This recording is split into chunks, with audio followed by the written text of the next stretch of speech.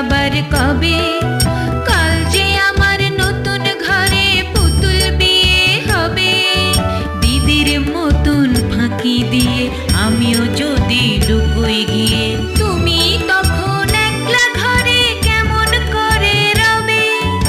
আমিও নাই দিদিও নাই, কেমন মজা হবে। ভুঁই চাপাতে ভরে গেছে শিউলি গাছের তল, মারাস নে মা পুকুর থেকে আনবি যখন জল। ডালিম গাছের ডালের ফাঁকে বুলবুলিটি লুকিয়ে